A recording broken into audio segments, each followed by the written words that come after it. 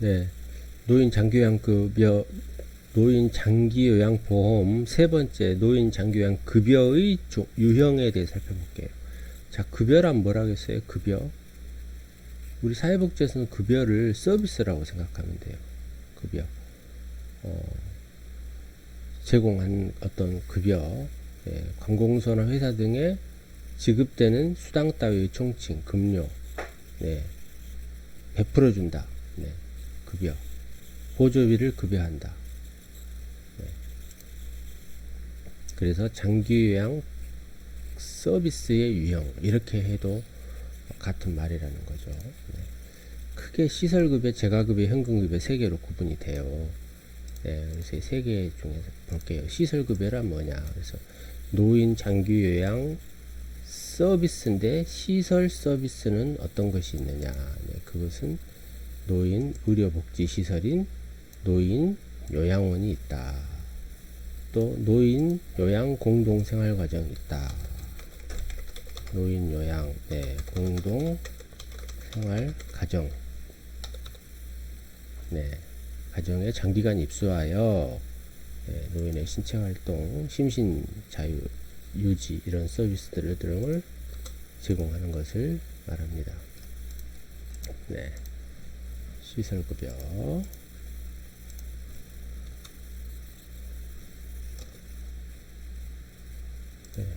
편집이 넘어가네. 다시 해볼게요.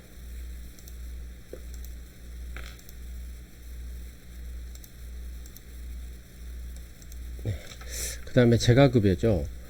여러분 이미 우리 노인복지시설이나 사회복지시설에 개념 정리를 할 때 설명이 다 있었다고 제가 아까 앞서 말했잖아요. 그래서 그때도 설명이 있었지만 재가급여. 그래서 제가 집이 있는 상태에서 서비스를 제공한다. 그런 시설이죠. 그래서 방문요양시설, 주야간보호시설, 단기보호시설, 방문목욕시설 이런 것들이 있어요. 여기에 또 빠진 게 방문간호시설, 방문간호 서비스,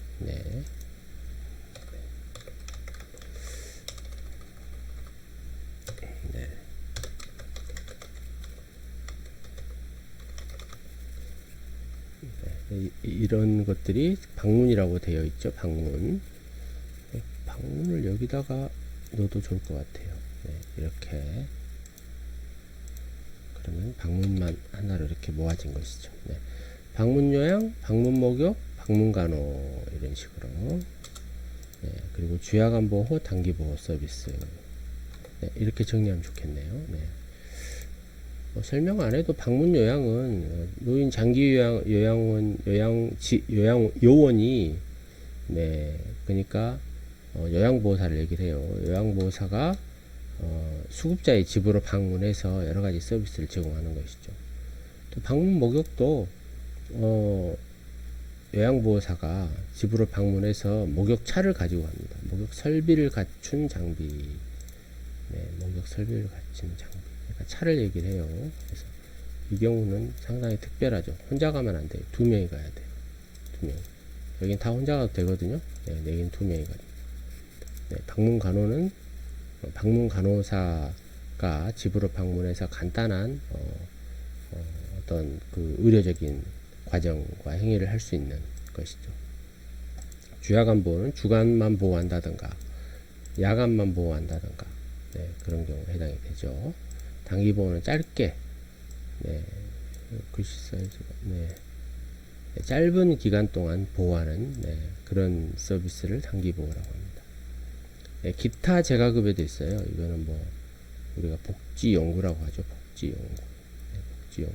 그래서 뭐 휠체어, 뭐 전동침대, 뭐 이런 것들 서비스를 제공을 합니다. 특별현금급여가 있는데요. 크게 우리가 세 가지로 아까 나눴잖아요. 특별현금급여. 특별히 현금으로 준다라는 거죠. 이 경우는 어떤 경우예요? 가족 요양비, 또 특례 요양비, 요양병원 간병비 다 현금으로 줘요. 특별히. 어떻게 특별한가 볼까요? 가족에게 돈을 준다? 네, 이런 경우에는 수급자가 가족에게 서비스를 받은 경우, 가족에게. 그럼 우리 할머니가 노인 장기요양 등급 대상자인데 내가 서비스를 제공하면 돈을 받을 수 있나요? 네, 받을 수 있어요. 단 조건이 있어야죠.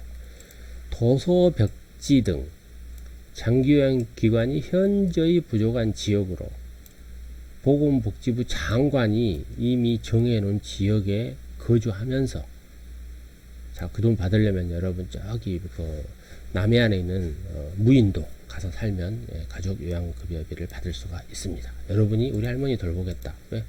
서비스가 현저히 부족하잖아요.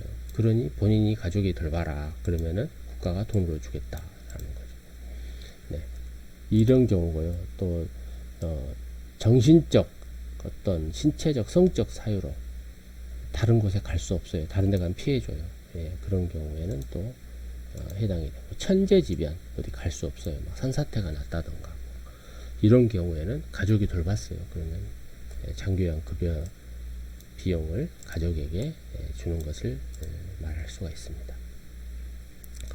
네, 특례 요양비는 뭐냐면요. 네, 특례적이죠. 특례. 장기요양 기관이 없어요. 그 지역에. 거기도 아까 아주 열악한 도서벽지 등 이런 곳이죠. 네, 이런 곳에서 노인 요양 서비스를 제공했다. 그러면은 그 기관에다가 현금 급여를 주는 것을 얘기를 합니다. 네. 근데 그것도 아주 특별한 경우죠. 그래서 미리 이런 보건복지부 장관이 정한 그런 기관들만 해당이 되는 것입니다. 그 다음에 요양병원 간병비. 요양병원에 입원했다 노인 장기요양 등급 인정자가 그런 경우에는 네, 조그만한 일정의 간병비를 지급할 수 있습니다. 네. 그 다음 네 번째, 노인 장기요양 급여 이용 절차입니다. 자, 급여 이용 절차는 뭐냐면은 아까 급여가 뭐라 했어요? 서비스라고 했잖아요. 그래서 서비스 이용 절차 이렇게 생각하면 돼요. 맨 처음에는 노인 장기요양 서비스를 이용하려고 하면 조건이 있어요. 그게 뭐예요? 네, 등급을 받아야죠. 등급. 네, 결국에는 등급을 받는 것을 의미합니다. 이거야말로 노인 장기요양 서비스를 받을 수 있는 자격을 받는 것이죠. 네. 신청을 합니다. 아, 우리 어머니가, 우리 할머니가, 우리 고모가, 우리 이모 할머니께서 노인 장기요양 등급을 받고자 합니다. 서비스를 받고 싶은데 어떻게 할까요? 그러면 신청서를 내요. 누가? 본인이 내도 되고, 대리인도 되고, 가입자가 내도 되고, 피부양자가 내도 되고. 왜요? 아프니까. 대상자는 아프니까. 그렇게 해서 의사소견서 같은 게 있으면 첨부하고, 없더라도 한번 상태를 봐주세요. 그러면 신청을 하잖아요. 그러면 건강보험공단에 접수가 되겠죠? 그러면 건강보험공단에 장기요양 담당 직원, 장기요양 직원이 아니고 장기요양 담당 직원이 되겠죠.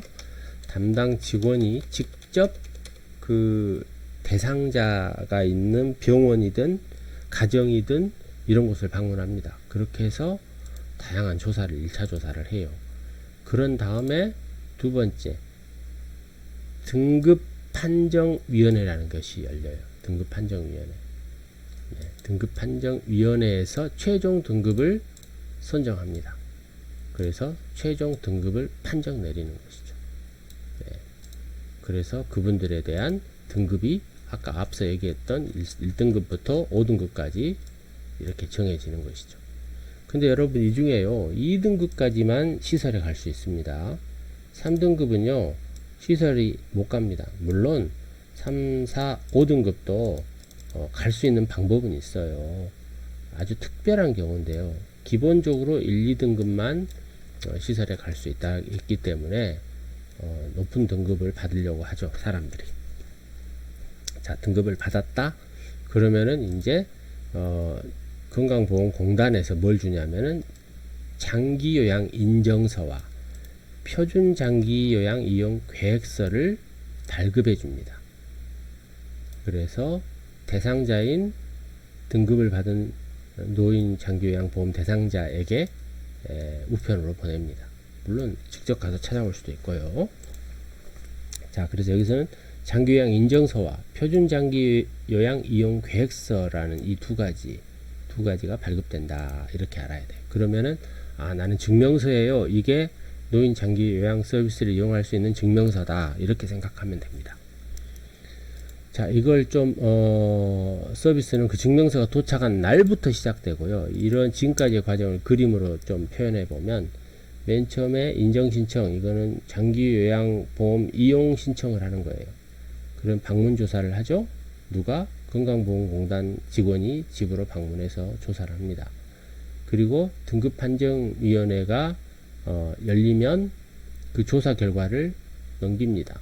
그러면 등급판정위원회에서는 여러 가지를 판단을 하죠. 또 의사소견서라든가 진단서라든가 이런 것들이 있으면 참고를 해서 등급판정위원회에서 최종 판정을 합니다.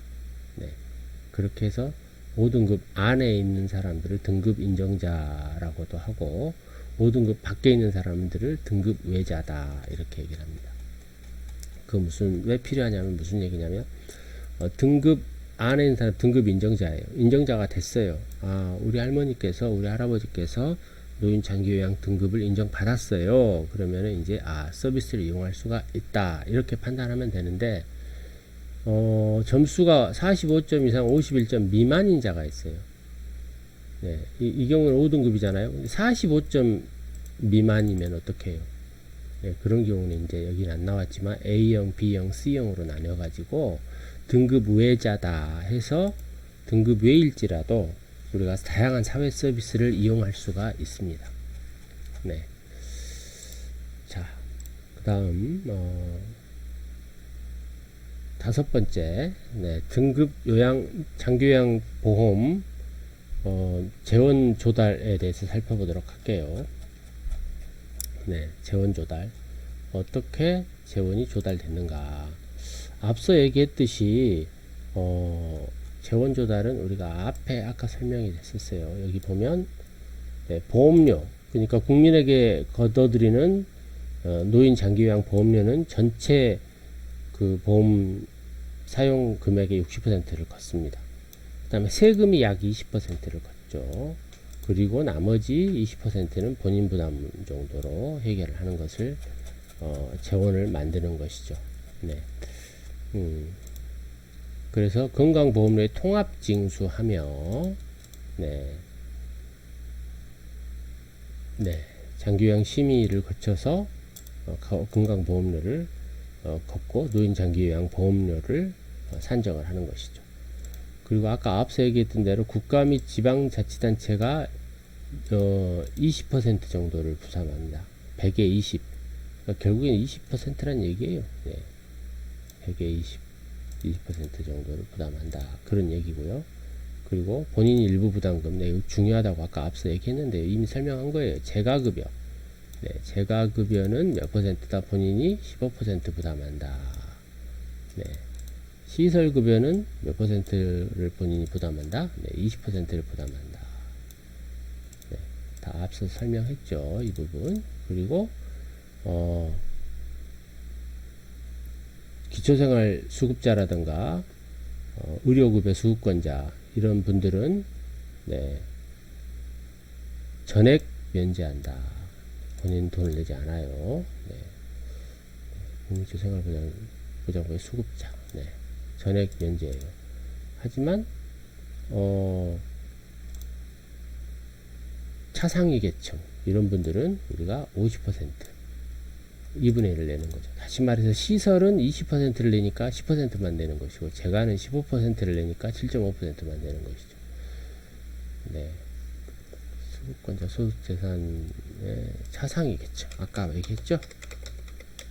차상위 계층 등 네. 등은 네. 우리 소유권자는 이쪽으로 갑니다. 네, 이걸 헷갈리면 안 돼요. 네. 우리 소유권자 네, 이렇게 정리하면 딱 맞습니다. 네.